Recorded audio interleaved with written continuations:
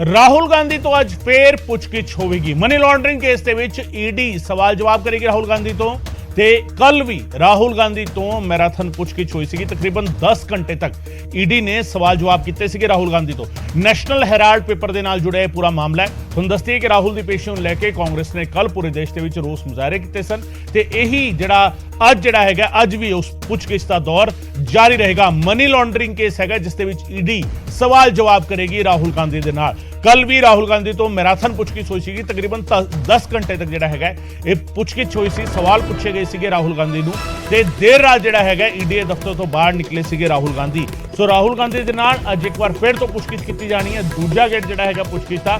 ਹਾਲਾਂਕਿ ਇਸ ਤੋਂ ਪਹਿਲਾਂ ਹੈਗਾ ਕਾਂਗਰਸ ਦੇ ਵੱਖ-ਵੱਖ ਪ੍ਰਤੀਕਰਮ ਵੀ ਸਾਹਮਣੇ ਆ ਰਹੇ ਨੇ। ਖੁਦ ਰਾਹੁਲ ਨੇ ਵੀ ਹੈਗਾ ट्वीट किया है। एक दोहा हैगा उन्होंने ट्वीट किया है। ये सारिया गल्लां जड़ियां ने सारे अपडेट्स इस मामले को लेकर सामने आ रहे हैं। राहुल ते कांग्रेस एक गल ही कह रहे हैं कि सरकार जिहड़ी हैगी है ईडी की दुरवरतों कर रही है। सरकार जिहड़ी हैगी है ईडी का बेजा इस्तेमाल कर रही है, गलत इस्तेमाल कर रही है और इस करके जिहड़ा हैगा वो इसका विरोध कर रहे हैं। पुराना मामला हैगा जिसनूं जानबूझ के दोबारा चुक्या जा रहा है।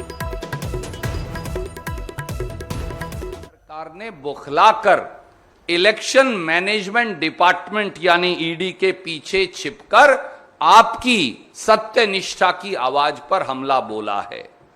यह हमला विपक्ष की उस निर्भीक आवाज पर है जो जनता के सवालों को दृढ़ता से सरकार के समक्ष रखते हैं और सरकार से जवाबदेही मांगते हैं, जो जनता के मुद्दों को भयमुक्त तरीके से निडरता से उठाते हैं।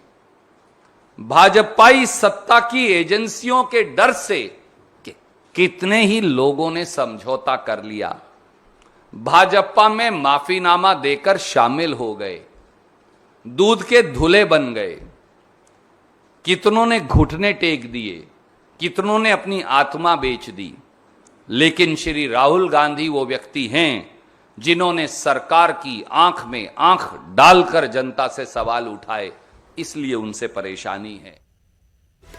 शंकर आनंद मेरे सहयोगी इस वेले साडे नाल फोन लाइन से जुड़ रहे हैं। शंकर, आज दूसरा दिन है आज जब राहुल गांधी से पूछताछ होनी है और राहुल इससे पहले ट्वीट करके लिखते हैं साच बराबर तप नहीं, झूठ बराबर पाप।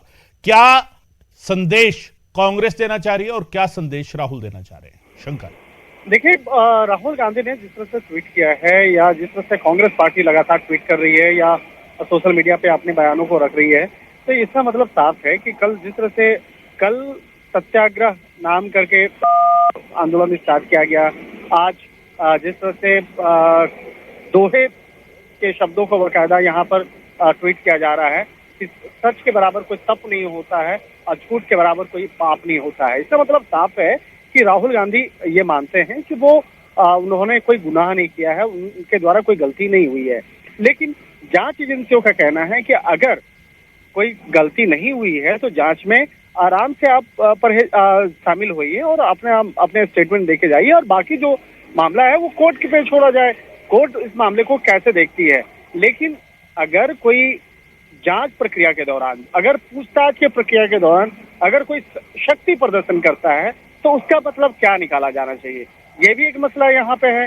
तो यहाँ पर देखिए, सिंपल से साधारण से शब्दों में कहा जाए कि राहुल गांधी को अगर पूछताछ के लिए बुलाया जा रहा है तो पूछताछ की प्रक्रिया में शामिल होना चाहिए। लेकिन कल जिस तरह से शक्ति प्रदर्शन हुआ और एक दिखाया गया कांग्रेस के द्वारा के उनके कई मुख्यमंत्री पहुंचे और वो शक्ति प्रदर्शन में शामिल हुए, उनके कांग्रेस पार्टी के कई वरिष्ठ नेता पहुंचे, तो यहाँ पर राहुल गांधी सोनिया गांधी या यंग इंडिया लिमिटेड जो कंपनी है उस पर जो आरोप लगे हैं वो आरोप काफी संगीन है।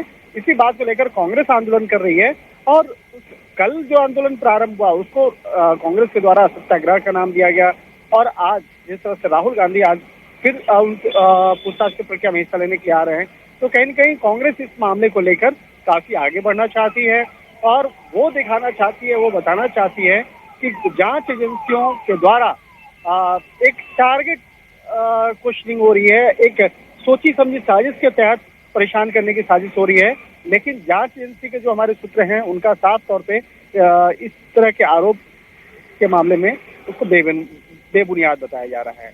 जी शंकर, इसी मामले में अगर हम इसके बैकग्राउंड की थोड़ी सी बात करें तो हुड्डा सरकार के वक्त 2014 के आखिर में जो कैग की रिपोर्ट आती है उसने भी कहीं ना कहीं इसकी तरफ इशारा किया था कि कुछ गड़बड़ तो हुई है जमीन के आवंटन में या जमीन लिए जाने में, और उसके बाद लगातार जो सवाल उठे, क्या कैग की रिपोर्ट को, तथ्यों को भी कांग्रेस नकार रही है?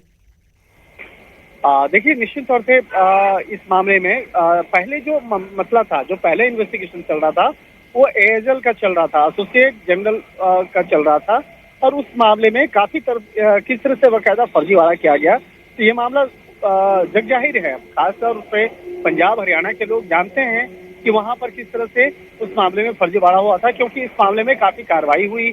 वहां की जो स्थानीय पुलिस प्रशासन है वो भी बेहतर तरीके से जानती है। उसके बाद वहीं के केस को आधार बनाते हुए बाद में जिस तरह से सीबीआई और ईडी की एंट्री होती है, सीबीआई और ईडी के द्वारा जिस तरह से कार्रवाई होती है, अब उसी मामले का जो दूसरा पार्ट है, ये नेशनल हेराल्ड दूसरा पार्ट है, क्योंकि एजीएल के द्वारा जो 3 पार्ट बनाया गया था, उस 3 पार्ट में एक नेशनल हेराल्ड था, उर्दू की कौमी पत्रिका, और हिंदी में नवजीवन था। तो नेशनल हेराल्ड के मामले में अब ईडी ने इन्वेस्टिगेशन प्रारंभ किया है, और ईडी ऐसा नहीं है कि अचानक ईडी को सपना आया और ईडी ने इन्वेस्टिगेशन प्रारंभ किया। ईडी इस मामले में इस मामले पे जो कोर्ट की कार्रवाई हुई, कोर्ट ने इस मामले में संज्ञान लिया था, उसके बाद ईडी ने इस मामले को आगे इन्वेस्टिगेशन को बढ़ाया, जिसका परिणाम स्वरूप है कि राहुल गांधी से आज क्वेश्चनिंग हो रही है, और आने वाले वक्त में सोनिया गांधी से भी क्वेश्चनिंग होगी 23 तारीख को।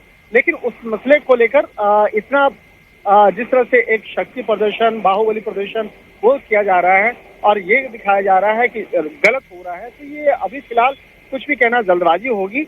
इन तमाम मसलों को जांच एजेंसी के साथ साथ जो कोर्ट पे हमें छोड़ना चाहिए, जो हमारी न्यायिक प्रणाली है उस पर छोड़ना चाहिए। जी बहुत बहुत शुक्रिया शंकर इस तमाम जानकारी के लिए। शंकर आनंद साडे सहयोगी जानकारी दे रहे सन इस पूरे मामले को लेके।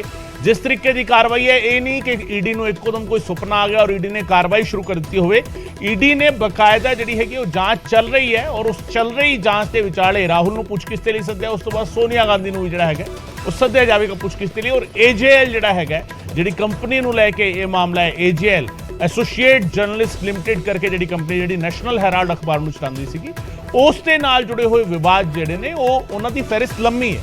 ਸੋ ਇਸ ਕਰਕੇ ਕਿਤੇ ਨਾ ਕਿਤੇ ਸਵਾਲ ਜਵਾਬ ਜਿਹੜੇ ਹੈ ਆਉਣ ਵਾਲੇ ਦਿਨਾਂ ਦੇ ਵਿੱਚ